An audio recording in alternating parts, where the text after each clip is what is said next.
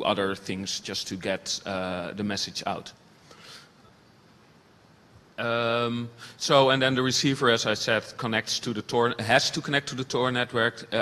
He or she has also received training to do that. All the leaks are actually only encrypted to the media you want to send it to using their PGP keys. So it's only stored temporarily in memory on the public server, then encrypted to the users, and then it is actually the unencrypted content is directly removed, and the receiver can only receive the PGP encrypted files.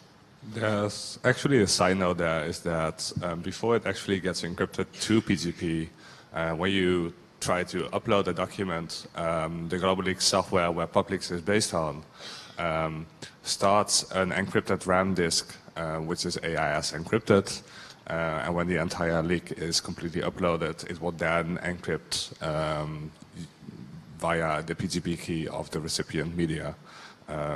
So it doesn't touch the disk in plain text at all. Okay. So, and now Jurre will continue in telling something about a smaller project that we did, which is Wildleaks. So Wildleaks is a platform which launched a couple of months ago. So we first talked about Publeaks, which has like 42 or 43 media partners, while Wildleaks is a much smaller instance and isn't so much about the media, but about exposing wildlife wrongdoing like strawberry, illegal lodging and illegal fishing all around the world. And this group works with partners on the ground to stop the people from either killing or trying to stop illegal smuggling of ivory, for example. So this this project is also based on Globaleaks. It's one group only. It's done by people from the Elephant League, and it's more or less exposes wrongdoing. So I think one thing that is pretty interesting is that so one of the people behind this is Andrea Costa. I should move this a bit. Who actually exposed one of the Al-Shabaab groups in Somalia, generated funds by smuggling ivory. So this is actually interesting because you would think that this is a kind of activist project, and then they expose that terrorists are using ivory to generate funds for the terrorist activities. So that's interesting. And then in 3 months' time, there were about 24 tips ranging from importing illegal wildlife products into the US to illegal lodging in Mexico, Malava and Siberia. So when they get this tip, it isn't so much about trying to get this into the media than it is about, it's more about trying to stop the big groups from smuggling and exposing things kind of wrongdoing. I think you are the next slide. So when looking at implementing whistleblower platforms, you just saw two very different cases, both in who the suppliers are of the information, who the receivers are, and what the aim of the platform is. And we think it's very important with every platform you want to set up to make a proper risk assessment. And look at all the risks and also inform whistleblowers about the risks. So if you look at the whistleblower, the risks are not only the risk of technological exposure, but it is also about social exposure, because you're not leaking this in a vacuum, and there's a very big chance that you're leaking something from your business. How many people had access to this information? Do you have a grudge with your boss already? Might they suspect you? So there's all these things that you have to take into account if you are if you are a whistleblower that does not only have to do with technology. So, and to the receivers, this is the same thing, especially if looking at the wildlife platform, you're working with people who are investigating things that lead to terrorism. If you look at journalists, as we see in this free society, journalists are more and more targeted if it comes to exposing people through whistleblowers. And then, of course, there's also the risks to the platform. So what are the risks? I mean, looking at the two cases that we just discussed, the risks for Wildleaks are completely different in terms of the risk to the platform as the risks are for the Publeaks case. For instance, in the Wildleaks case, the chances are a lot smaller that the Dutch police will kick in our front door and ask some questions to us. Whereas in the Publeaks case, those chances are still hopefully not too big, but are at least larger, and we have to take those more into account. So the other thing I jotted down here was the ease of use versus theoretical security, but I think I already mentioned that in talking about how people could submit. I think there's always a risk of over-engineering security where people would just place place a rock between the door if they need to get through 20 times a day, and there's this impossible lock that they have to open every time. So there is always a trade-off between theoretical security and practical security that has to do with the effort people have to put into it, and that relates to the risk that they actually think they are in, which has nothing to do with their, has nothing to do with the risk they're actually in. So the takeaways so far after implementing these platforms and some others is things to look at is how can you separate the responsibilities. Make sure that there's not a single person who has access to everything and who is also clearly known by the outside world. So in the Publeaks case, we did that by having all this kind of separate organizations and still have a very strong relation with the press, because in most of the Western countries, press get some extra protection in law. Used jurisdiction to your advantage. So if you are building a leaking platform for Ukraine, maybe you shouldn't host it in Ukraine but somewhere else. If you're building one for the US, maybe you should not host it in the US. Do not work in a vacuum, create a platform, so work with your users, work with the whole use case, the thing you want to do, think it all through. Don't start out with the idea that it is the technology that's going to solve it. The technology is only part of the solution. The users and the receivers and everybody is part of the solution of making online whistleblowing more secure. Part of that is also make clear what your use cases are and for what your platform can be used and for what not. Leaking about a 3-letter government agency is a different piece of cake than leaking about something that has less of an omnipotent power. And co-design with your users. Make sure that they are involved in the process, especially the users that you can actually reach out to. I mean, it's hard to reach out to the whistleblowers before they know that they're whistleblowers, but you can reach out to people receiving the information and other people around. You can work with user testing. And try to make something that actually works for the platform that you're trying to create. Next up is Jurre, who will tell a bit more about the Globaleaks platform itself.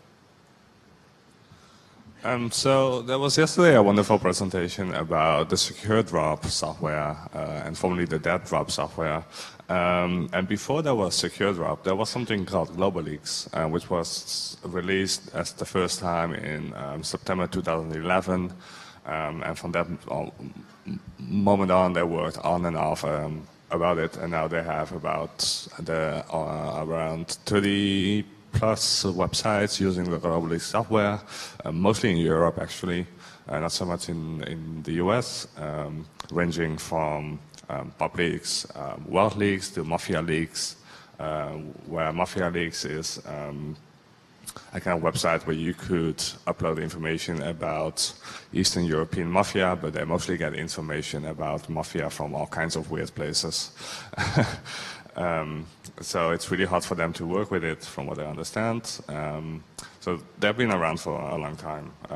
They have been undergoing 4 audits. There has been an audit published a couple of months ago by the least authority people.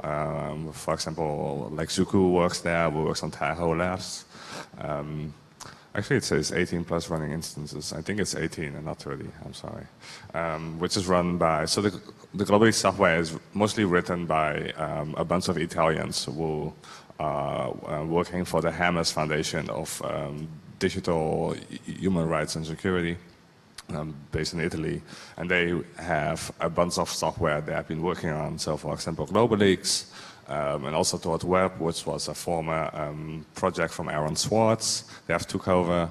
There's a bunch of projects that friends of them have been working on, like for example, Android clients to upload information. They work together with the Guardian project. For example, like there have been plans to integrate the Globaleaks uploads in apps like InformaCam, and that kind of stuff. So there's a pretty big ecosystem around it. What is interesting about it is that compared to something like SecureDrop really has one use case, and that is to really have a secure environment for one journalistic entity, whereas Globaleaks could be used for all kinds of use cases. For example, you know, Wildleaks, which is one entity, one kind of activistic organization, is more flexible. You could lower the security or you could improve the security. Globaleaks has more lines of code, for example, but it could also be used for all kinds of other purposes as a whistleblowing piece of software and organization within an existing organization, like companies like Shell or BP or Exxon.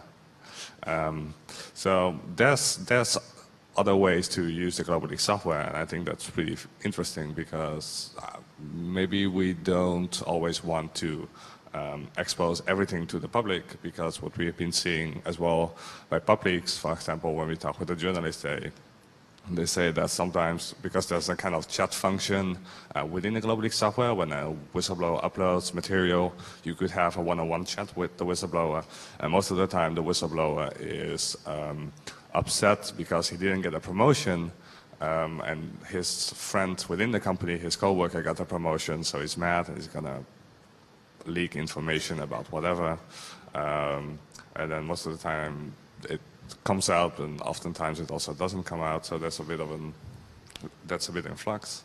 But that's kind of the thing, that it's more flexible in use, and that is why at that point in time when we started looking around, we mostly first looked at a piece of whistleblowing software made in Germany by a newspaper called Der Zeit, if I'm right, and they have been working on some kind of remailer kind of system, so that if you could email a leak, it would get remailed a few times before it reaches the journalist. Well, we thought that wasn't really secure because people don't really use remailers a lot, so that might be pretty obvious these days. Well, the problem was mostly that the system was designed, I think also with some legal advice in mind, but was mostly, the name of the software is Briefkasten, by the way, which means mailbox. But it was mostly designed to and worked very well for protecting the journalist, but less so for actually protecting the whistleblower, which was for us pretty important, as you can imagine.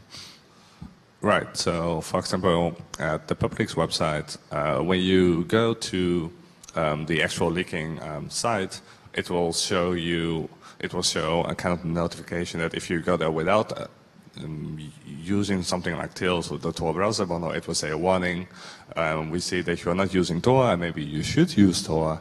And here's a link to the Tor browser bundle, and here is a link to Security in the Box, which is a kind of write-up by the Technical Tech collective based in Berlin, which shows you how to use digital security and gives some tips about operational security practices, for example. So we have links to that, and if you go there and then you go on and say, okay, I kind of understand the risks, and then you get a questionnaire where you need to say that, okay, I understand that HTTPS is not secure, but I choose it anyway to upload my documents through it. And if you go there with Tor, it will detect it and you will get redirected to the onion. So it's as simple as basically apt-get install Globaleaks. If you first add the app repository and the PGP key to verify the authenticity. It's mostly based on Python and AngularJS. It has a new 8 GPL license. It mostly uses PGP and AES encryption for the RAM disk. And it has a pretty well-documented API, so you could write all kinds of cool applications like, for example, they have made this Globaleaks Android application, but it could also be used to integrate it into other applications, as I said before, like Informacam from the Guardian project. So, as I said, it has been around for a while, so it has also been audited by a couple of organizations throughout the years. One of them is ISAC Partners, was also audited the code of SecureDrop. Q53, which is a really small consulting company based in Europe, who does really good stuff around auditing a lot of browser stuff and web, and they are pretty fantastic in what they do. And then Veracure also did one at the end of 2013, and the least authority people uncovered a few vulnerabilities which has been patched, or mostly patched, as of now. So it has been undergoing some audits. And then we have Tor to Web. So actually, it's more like Web to Tor. That means that if you go through with a browser to secure.publeaks.nl, you get redirected internally at the server side to the actual hidden service. So you don't actually have to install Tor to resolve the Tor hidden service internally. So that's what the server side is doing for you. Of course, it's always better to use the Tor browser bundle, but we also made this decision to try to make it the barrier a little bit lower for people to upload information, because it's not always the nation state that is your enemy. Not always. So it's mostly based on Python.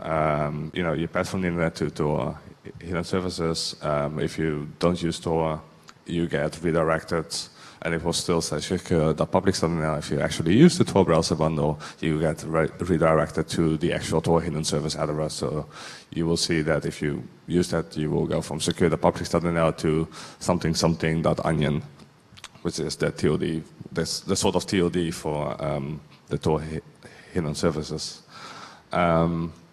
So within the Globaleaks thing, we at Publeaks and also at Wildleaks, everything gets encrypted to a PGP 4096-bit key. It can only be read on the leak top running Tails, or if the journalists are good enough, they could probably also fool the system using the Tor browser bundle, just on a regular computer. But we made it really clear that they should always use Tails and keep it up to date, and we show them how to do it. And there's a kind of, so when you have uploaded the information, there's a way to, so we choose at the moment that a whistleblower could upload it to 7 different media entities, because most of the media organizations don't have an investigative team anymore. So it's mostly freelance journalists who are more or less working on it. So there's a way to have a one-on-one conversation with the person. So the whistleblower with the recipient, or the receivers and the whistleblower. So receivers could all check and see the other chats from the other receivers. And to have a kind of small comparison with SecureDrop, although it's kind of hard to do because I kind of did the comparison using this the use case from SecureDrop with Globaleaks, which is the one-on-one with one entity. I mean, I guess the Globaleaks user experience for both parties, that being the receiver and the whistleblower, is kind of easier. Of course, the SecureDrop thing has things like an an air gap, and some kind of IDS system monitoring the server, what's coming in, and like faulty traffic. So that's like SecureDrop has a high security threat model, which is a good thing. Although the same thing could be applied to Globaleaks, although it has more lines of code, so potentially a big attack factor being there. While SecureDrop has less lines of code, I think it's less than a couple of thousands of lines, less than 3,000 lines, I guess. And then I guess the Globaleaks has some kind of better security for submitting data, that being the encrypted RAM disk before it actually gets encrypted to PGP and then being put on the disk. And then, I mean, the kind of winner is, I guess there is not really a winner because it has many different use cases, and you should use the use case with this, what you want for that specific platform that you have in mind. If you want something just for one organization with higher security because you are the Washington Post and you expect high-profile leaks, then I would totally recommend you to go with SecureDrop. If you want something within a company or using multiple recipients, you should totally use Globaleaks. So there's not really a winner. And I guess with that, I'm going to hand it over to Sacha, who's going to take something about the takeaways of that. Yeah, just to come back to who the winner is, I think we are the winner here, and that there are now two excellent platforms emerging for whistleblowing, something that we've been all waiting for, I think, after like the whole WikiLeaks saga started. We've been waiting for a way to more distribute this, because you don't want a single platform taking all the blows, because we're still looking at the aftermath of that. So diversity is great here, and I'm really happy that although it took some time, there are now two projects that that are being developed that provide this kind of things and make it possible for people to start their own platforms. So yeah, as to the takeaways, we can, after Jurre's introduction to the platforms, I think we can add two things. And that is, you should choose the technology that best matches your problem. So look into the softwares, look at the websites, and look at the communities, and choose the technology that fits the thing you want to do the most.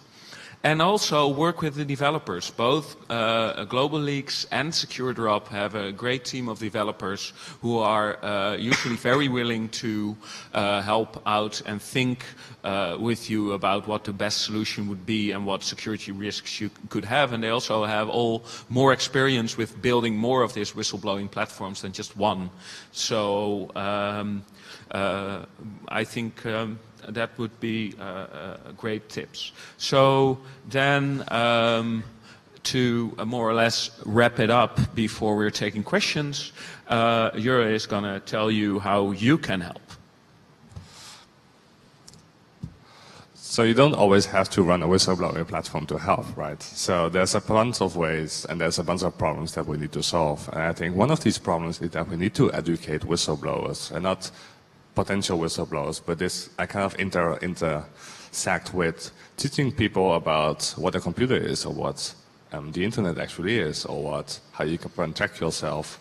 So when we talk about cybersecurity, we talk about offensive security against nation states, and people are pretty vulnerable, right? I mean, we all know this. So we need to protect people in a way that we can say that you should probably use free and open source software. You should educate people about how they can be secure online. and all that kind of stuff. And we need laws to make this happen. So for that, the people from the EFF, the ACLU, and ADRI in Europe are doing fantastic work, and they need your money to make this kind of things happen. And they are pretty fantastic in what they do.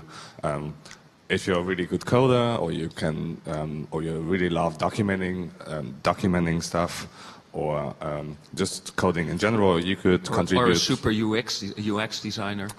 Yes, for example, you could contribute to projects like Globaleaks, SecureDrop, Tor, Tails, and OTR.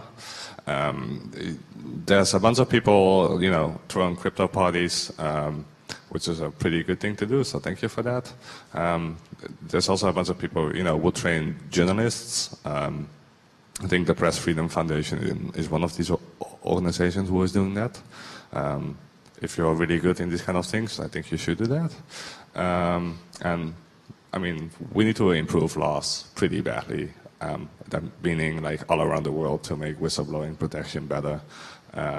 And I guess I didn't put it on it, but I remember now, is that people from the Koretz Foundation based in Berlin and in London, from Sarah Harrison, who helped Edward Snowden escape to Moscow, this is one of the organizations which makes sure that if people have information and their life really is at risk and they want to sacrifice themselves, like Edward Snowden did for us, or Chelsea Manning, then maybe we should help them, and maybe we should donate to their cause, because they have done something fantastic for the most of us, so maybe we should encourage that. So that is how you can help. And yeah, next slide. Okay, so now the floor is open to questions. If you want to reach us, here is to do it securely. So if you have any questions, there are mics, I think here, one in the middle. So if you have any questions or whatever, please line up. A couple of comments and then a couple of questions. One, thank you for all your work. I think we all heard yesterday that using technology to solve these kinds of issues, increase transparency, is probably one of the greatest ways that this community can give back to a better world.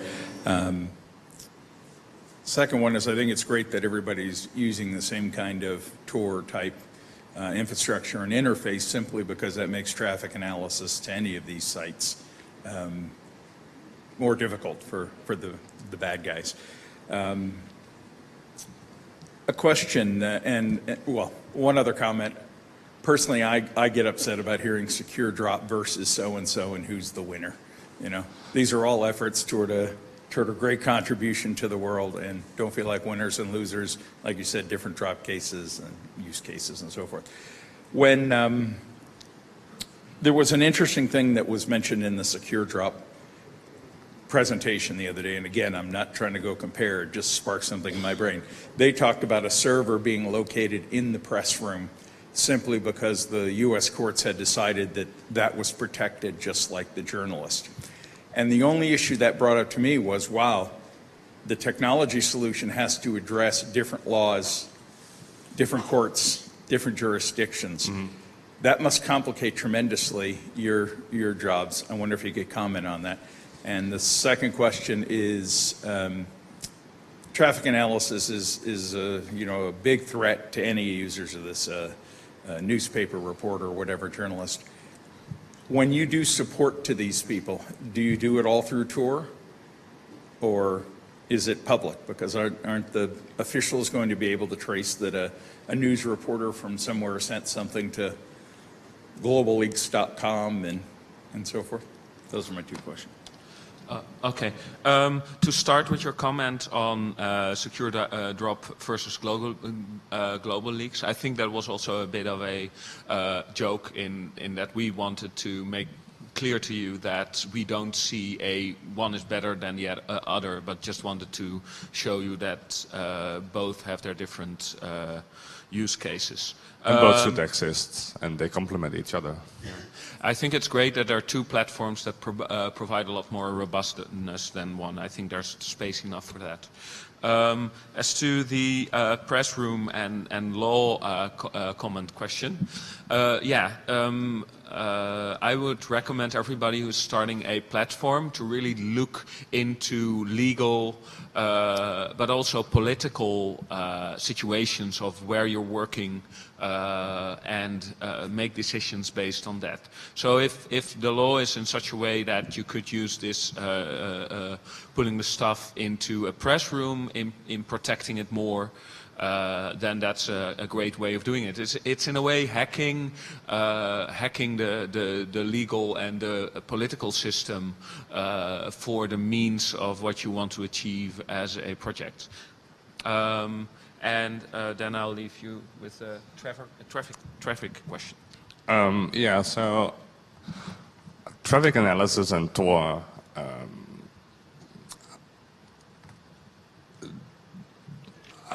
I guess the kind of thing is that if everybody or a lot of more people would use Tor and make it so that if you download the Tor browser bundle and you start it up every once in a while, you create covered traffic for a lot of different people. And then we have the other side is that if Tor would only be used by activists and journalists, then it would be really easy to spot these people. So, you know, like, I guess that law enforcement and other kind of scary people should also use this tool because it creates diversity in the kind of traffic that is being put out by either the Tor network as a whole or the access nodes, or and in this case, most of the time, it stays within the Tor network. So it doesn't go out on the internet. It stays within the network because it's a Tor hidden service. So I guess you could still do traffic analysis, but we try to beat that problem by trying to pollute the data retention logs in the Netherlands, even though data retention has been declared illegal in Europe. The Dutch government tends to ignore that for the time being and goes on with the data retention stuff, even though, for example, at Greenhost, we don't log a lot of things. And if we don't log a lot of things, we can't give the logs anyway. It's called data retention, right? So if you don't have it, you can't keep it. Yeah, so the less you log, the better it is. So there are ways to make it harder for them. Not impossible, but definitely more harder. I think security is all about raising the bar and the cost. Many, many thanks for everything you're doing. This is an exciting presentation. The big problem for whistleblowers, and I'm a whistleblower, is on the client end, because Tor does not do you a damn bit of good if there's some sort of key logging device on your PC or everything you're doing. And if you were the major bank and they're worried about what you might say, you don't even have to blow the whistle, but if they're worried about you, you're being tracked, and probably by the same contractors that are supporting systems for the NSA. So that's what you're faced with. And where do you go to access these wonderful systems you're developing? And one of the things that I would really love to see would be something like Tails running on a Raspberry Pi, a stripped-down system where people could walk into a room, you have a bunch of Pis sitting there, a bunch of SD cards, everybody swaps them, you only put a Wi-Fi nipple in when you need it, and nobody knows who's on the other end. And then you're always using public Wi-Fi because it's great, you have all these things, but it's the client end that we really have to strengthen and find a way to make it completely anonymous. Thank you. Right. Thank you for your comment. I think that's a great comment, and I think there are some projects out there actually to use hardware devices, which makes it a lot easier for people to work with things like Tor. So, for instance, there's I think it's called a Tails Pi, which is what? Tails doesn't work on ARM devices. It only works on x86 and x86-64 devices. They only have that kernel. Tails, a Tor Pi, excuse me. Onion Pi. There is a device that actually routes, that you could plug into your laptop, and that routes the traffic over Tor even without anything installed. But that still makes you unique. That stands you out from the crowd. If you're caught with one, you have one in your desk. You want something where you can be completely anonymous and look. Oh, you could have it in your favorite robot and just pull the pie out and use it for your communications when you needed it. I mean, yes, but I guess we are now really talking about kind of nation-state adversary, whereas I guess most of the whistleblowers don't have, I mean, not all the whistleblowers are working for the NSA or contractors of the NSA, but I mean, it's hard enough for people oftentimes to install something like a Tor browser bundle than having a kind of special device to make that happen. I guess we are years away from making that happen. I would like to see TILs being made more easier to install on USB sticks and not being tracked by the NSA key score and then being called an extremist. I take offense of the NSA. You mentioned that the German remailer solution was much more secure for the receiver than the sender. So just looking at some of the techniques you talked about with the encrypted RAM and so forth and so on, I guess the idea of creating some kind of secure sandbox. Do you have that on both ends? Do you try to maintain the same level of security on both sides? Because in a lot of use cases, what you call the leaker, the sender may be collaborating with another person who's the receiver, and then maybe that's the lawyer in the middle who is providing the protection and might then redact the information, enrich it, send it back to the leaker. You know, the two of them are cooperatively doing an investigation with whatever you want to call it, Chinese walls. So do those two parties have the same similar capabilities, or does one have less or more? Because I think they'll be the same person. That's why I asked it. So I would say that it's a lot easier to have better security on the receiving end than on the sending end, because on the receiving end we can do things like mandatory training. Right? We say you have to receive a training as a journalist. We can become part of this platform, and this is for multiple reasons, right? It's also to have a better protection for the one who is leaking the information. But we cannot. It's very hard, other than through the Publeaks website itself, in providing information there and pointing people to the right resources. It is very hard to upfront training to whistleblowers. So. I'm not going to say that it is the same, because it's impossible to have it the same. Okay, because when you talked about multiple use cases, I was listening to an NGO saying, you know, I get worried when I collect information in this country. And maybe a use case for them is they collect the information, leak it, treat it as if it's a leak, pop it up, someone redacts it, cleans it up, ships it back, they open it up, and they're secure. There are use cases for that. For example, I think there have been platforms which have been doing it as the kind of like whitewashing information, is that they get information through another source, through another way, and they upload it through this platform and say, I don't know where it came from, I don't know the whistleblower, but I got it through this platform. You know, no point in kidnapping that person. Yeah, it's like plausible deniability. Thank you. I have a couple of comments on the question that the lady over there posed earlier, and then a question for you guys as well. I used to work for a bank, so I have an idea of what you're talking about. And you mentioned Raspberry Pis, but if you're concerned about keeping a low profile, I think walking into a bank with a Raspberry Pi, well, I think in our culture, going anywhere right now with a Raspberry Pi outside to some place like this attracts attention. I think a better alternative would be to repurpose a smartphone. Basically rip off, completely wipe out the Android platform, just use the hardware and stick something on top of that. It looks like an everyday item. A Raspberry Pi may be normal to us, but it's not an everyday item outside of this room.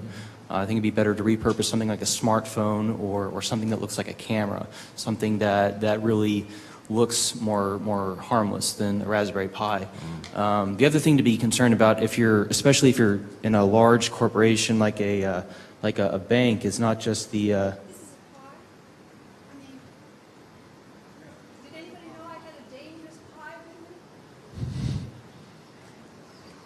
It looks a little bit more suspicious than this, I just think. The other thing is, in addition to key logging software, you also have to be concerned about data leakage prevention software, which is not just capturing your keystrokes, but is keeping track of what you're looking at and what you're doing with it, which is another discussion entirely. My question for you is, are you aware of any comprehensive or attempt to build a comprehensive OPSEC, like a training course for journalists that isn't platform specific? Like just, you mentioned a couple of platforms here and how they have their own training material on how to use the platform, but are you aware of any attempt to develop almost like a college course, an OPSEC training course that's more comprehensive? I think there's something by the Committee of Protecting Journalists, the CPG, which has been doing something similar, not about only digital security, but also about physical security and what kind of things you need to watch out for, and going into more dangerous areas like war zones and that kind of stuff. And then we have the kind of guides like security in the box, which is a kind of digital security thing. So these things kind of exist, but they don't really complement each other, because most of the time there are like 10 different organizations all doing the same thing and all doing the same work without contributing to existing guides. So there's a lot of I also think that the problem there is the best place where you want to have this is actually in schools of journalism, and there has been it's very hard. I have contacted some people and some schools are doing it, but usually if you get something in the curriculum, then something else has to get out. So this is going to be a long way, but we've been trying to work on it locally, so in the Netherlands, to get this kind of stuff in, and I hope other people are also trying to do that with their local schools of journalism. Yeah, they are actually doing something at the Centre of Investigative Journalism in London, where they have been writing a similar kind of guide, which is being given at a university in London, if I'm right. Griffin. Yeah. Oh, we're done? Oh. Sorry, Griffin. Sorry. Okay, well, thank you. Thank you. For coming.